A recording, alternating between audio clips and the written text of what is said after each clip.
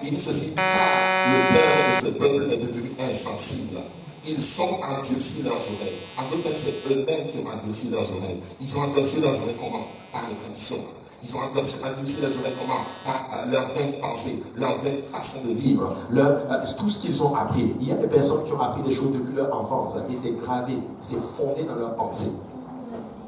Et ça fait que tu as endurci ton cœur de telle sorte que, il dit, ils ont endurci leurs oreilles, ils ont fermé leurs yeux de peur qu'ils ne voient de leurs yeux, qu'ils n'entendent de leurs oreilles, qu'ils ne comprennent de leur cœur, qu'ils ne se convertissent et que je ne les guérisse. En d'autres termes, eux-mêmes personnellement ont endurci leur cœur. Ils ont fermé leurs oreilles de telle façon que lorsqu'on leur parle de la parole du Seigneur, ils ont peur de se convertir et que le Seigneur les guérisse. Je suis là pour dire à quelqu'un aujourd'hui, il va falloir que tu enlèves ta pensée. Il va falloir que tu enlèves ton intelligence, que ton intellect, que tu la mettes de côté et que tu laisses la parole du Seigneur te pénétrer. Amen. Mais il dira ceci, mais heureux sont vos yeux parce qu'ils voient et vos oreilles parce qu'ils entendent. Je vous le dis en vérité, beaucoup de prophètes et de justes ont désiré voir ce que vous voyez et ne l'ont pas vu. Entendre ce que vous entendez et ne l'ont pas entendu. Alléluia. Nous ne pouvons pas prendre acquis ce que nous avons. C'est une grâce d'avoir la révélation du Seigneur. C'est une grâce de voir que Jésus-Christ est Seigneur. C'est une grâce de savoir que le Dieu que nous servons, c'est nul autre que le Seigneur Jésus-Christ. C'est nul autre que, je dirais, ce monsieur de 33 ans, alléluia, qui a marché dans le temps à un moment donné. C'est ce Dieu-là tout-puissant qui s'est manifesté dans la chair. Et j'écoutais justement un prédicateur qui disait ceci, qu'il n'avait aucune armée. Mais laissez-moi vous dire que les rois avaient peur de lui. Il n'avait aucun diplôme, mais il n'avait aucun diplôme de médecine, mais il était le médecin des médecins. Alléluia. Alléluia.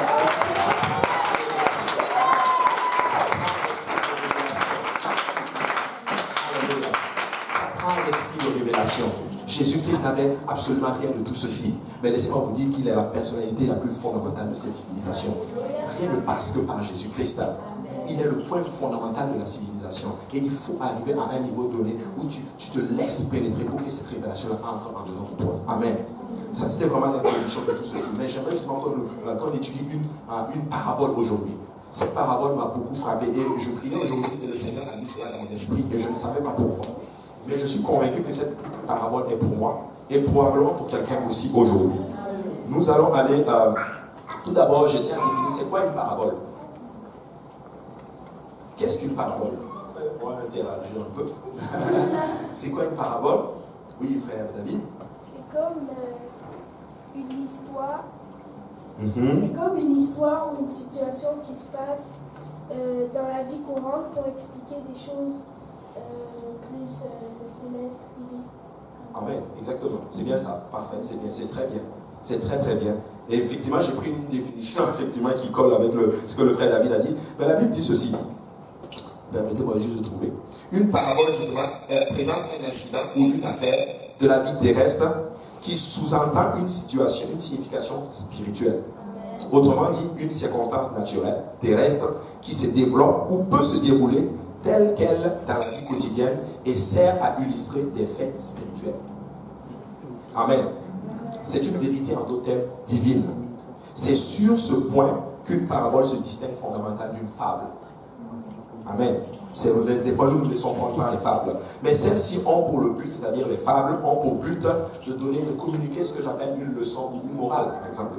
Mais la parabole, au contraire, c'est une histoire relative à la terre et ayant une signification spirituelle relative au ciel. Voilà pourquoi le Seigneur enseignait en parabole. Il était obligé de prendre des choses terrestres pour que ces personnes-là qui ont les yeux voilés, de telle sorte qu'en voyant, ils ne peuvent pas voir, il était obligé de prendre des choses terrestres pour leur expliquer, pour qu'ils comprennent les choses spirituelles. Amen. Mais nous allons étudier aujourd'hui, par la grâce du Seigneur, la parabole du fils prodigue. Et si vous allez dans la Bible, la parabole du fils prodigue, c'est, en d'autres termes, c'est l'une des paraboles les plus connues. Même les païens connaissent justement cette parabole-là. Amen. Et ce qui est bizarre, c'est que cette parabole se trouve que dans Luc. Amen. Bon, pour ceux qui ont fait purpose, nous devons étudier un peu ce que j'appelle l'harmonie des évangiles. Mais cette parabole se trouve que dans Luc. Amen. Mais le fils prodigue, c'est l'une des paraboles les plus connues du Seigneur Jésus, également appelée la parabole du fils perdu, ou l'enfant prodigue. Donc on lui préfère quelquefois le titre de père prodigue, fils retrouvé ou parabole du père et des deux fils. Donc cette parabole est l'image du retour de la brebis égarée et aussi de la repentance. Ainsi, après l'enseignement, je dirais, chacun de nous pourra donner la définition qu'il veut à cette parabole-là. Donc ils disent la parabole du fils prodigue, mais moi j'ai mon propre titre. Donc j'appellerai justement le titre de cette prédication, je dirais, de la mort à la vie. En général, on va de la vie à la mort, mais cette parabole, c'est de la mort à la vie. Et laisse-moi te dire, j'aimerais dire à quelqu'un aujourd'hui, que si tu es mort, tant spirituellement ou quoi que ce soit, tu peux revenir à la vie aujourd'hui. Amen. Tu peux revenir à la vie aujourd'hui. Et nous allons aller dans Luc 15 à partir du verset 11. J'aimerais que la projection nous aide un peu. Et je le lis au nom de Jésus. Il dit encore, un homme avait deux fils. Le plus jeune dit à son père, mon père, donne-moi la part de bien qui doit me revenir. Et le père leur partagea son bien. C'est un passage quand même assez connu. Et nous le lisons tous les jours. Oh, la parabole du fils prodigue. En général, tu vas le lire même et tu vas être content. Ok, j'ai fait ma lecture de la journée aujourd'hui. Mais il faut le lire vraiment avec beaucoup de révélations parce qu'il y avait beaucoup de viande là-dedans. Mais ce qui me frappait dans cette histoire, c'est que la Bible nous dit qu'il y avait un homme qui avait deux enfants. On ne mentionne pas leur nom, ce n'est pas vraiment important. Amen. Mais il dit, le plus jeune est arrivé à un niveau où il a dit, mon père, donne-moi la part de mes biens qui me reviennent. Ce n'est pas le l'aîné, mais c'est le plus grand, c'est le plus jeune. Et la jeunesse de cet homme-là sous-entend un manque de maturité. Ça sous-entend un manque de sagesse. Ça sous-entend, disons, l'influence du monde extérieur. Mais il arrive à ce moment où il n'a plus besoin de son père. Il arrive à un moment donné où il pense qu'il connaît la vie. Il pense que lui seul, il peut se débrouiller tout seul. Ah oui, il pense qu'il peut se débrouiller tout seul. Mais permettez-moi de vous dire que dès ce moment-là, on peut voir que ce fils était déjà mort. Il était déjà mort. Et je vous explique pourquoi. Et j'ai pu voir justement 5 preuves à travers déjà cette histoire que ce fils-là était déjà mort. Amen. La première preuve de sa mort, c'est que de sa mort justement pour Dieu, est qu'il voit la vie ailleurs. En fait, il la voit ailleurs alors que la vie se trouve là où il était déjà. Amen. Il voit la vie ailleurs alors que la vie se trouve là où il était déjà. Et vous laissez-moi vous dire, des fois nous nous trouvons dans la maison du Seigneur, nous sommes dans l'église, la vie se trouve ici, mais nous sommes attirés par le monde. C'était déjà une des preuves qu'il était déjà mort. Je ne vais pas vous dire que nous ne pouvons pas fonctionner comme ça. Tu ne peux pas fonctionner étant attiré par le monde. C'est une preuve comme quoi c'est comme la mort spirituelle de Guette. Amen. Il était déjà mort. La vie pour lui est là-bas, dans le monde, dans le péché et dans les plaisirs. Seul un homme mort ou aveugle peut confondre ce qui est mort à la vie. Amen. Seul c'est quelqu'un qui est mort peut comprendre la mort à la vie, la lumière et les ténèbres. Est-ce qu'il espérait trouver la vie en quittant le chemin de la vie? Pourquoi sortir hors de Jésus? Pourquoi sortir hors de Jésus? Pourquoi arriver à un niveau où tu commences à douter justement de ta marche dans le Seigneur? Pourquoi arriver à un niveau où tu te dis qu'il n'y a pas la vie justement dans la maison du Seigneur? Pourquoi arriver à un niveau où tu commences à attirer par la vie? Laissez-moi vous dire que c'est une preuve comme quoi la mort spirituelle nous guette. Deuxième chose justement qui prouve que la mort était sur lui justement, était à l'intérieur de lui, c'est que justement le pays de la mort l'attirait. Amen. Le pays de la mort l'attirait. D'autres termes, le monde l'attirait. Et il y a certaines personnes aujourd'hui qui sont dans la maison du Seigneur. Mais des fois, parce que vous sortez de la maison du Seigneur et que vous commencez à flirter un peu avec le péché, la mort commence à vous attirer. Le monde commence à vous attirer. Les fonctions du monde commencent à vous attirer. Les plaisirs du monde commencent à vous attirer. C'était une des preuves comme quoi justement la mort planait sur ce petit. Amen. Je suis là juste pour allumer en fait notre esprit, pour que nous prenions conscience justement que nous sommes dans un contexte où le péché va t'attirer. Tu vas arriver à un niveau justement où tu vas même commencer à remettre en question tout ce que tu es en train de faire dans la maison du Seigneur. Amen. C'est une des preuves comme quoi la mort spirituelle te guette. Mais nous devons avoir un esprit de révélation aujourd'hui. Amen. Et il dit ceci, nous avons en français par exemple cette expression qui dit qui se ressemble s'assemble. La mort spirituelle justement qu'il portait en lui faisait écho avec ce que ce pays lointain avait à la fois de mortel. Les mauvaises compagnies et lui s'assemblaient.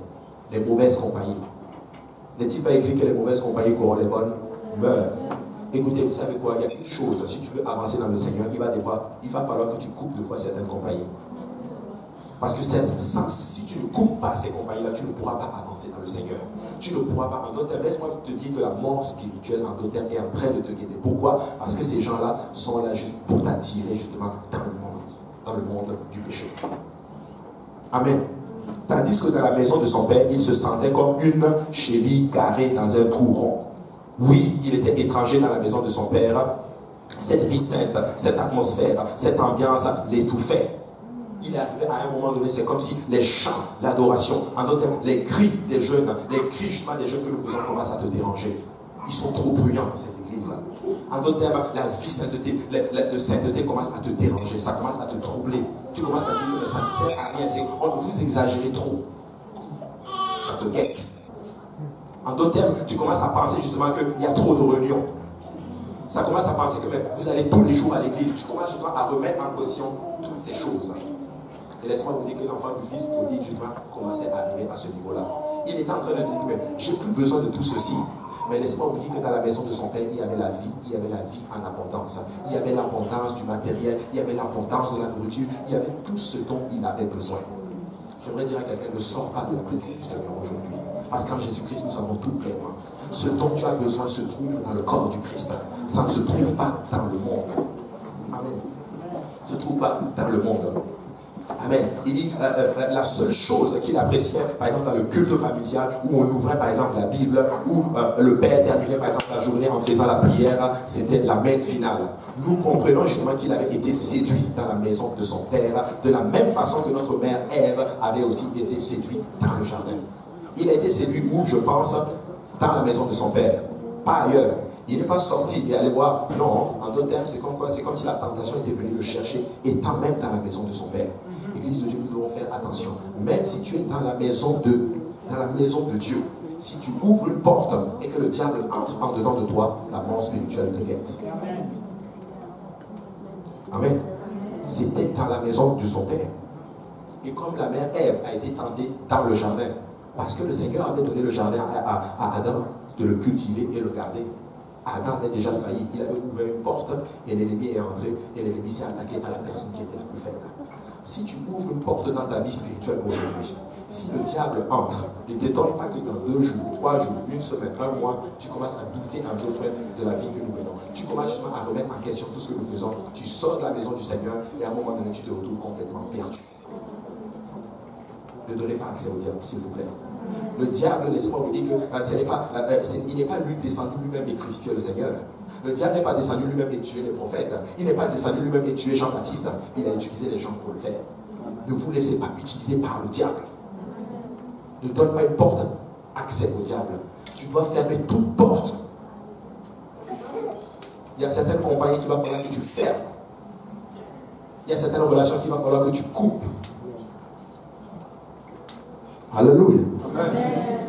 Pasteur, si je suis trop dur. Amen. Mais permettez-moi de vous dire qu'il va falloir fermer parce que nous sommes jeunes. Donc vous allez voir que l'Église dira ceci. Jeune, vis ta vie. Vis-la comme tu veux, mais sache qu'il y aura un jugement. Sache que chacun de nous devra se tenir à un moment donné devant le Seigneur et nous allons rendre compte des actes que nous avons faits. Tu vas rendre compte de la grâce que le Seigneur a investi en toi. Tu vas rendre compte du talent que le Seigneur a investi en toi. Tu vas rendre compte de tout ce que le Seigneur a investi en toi. Amen.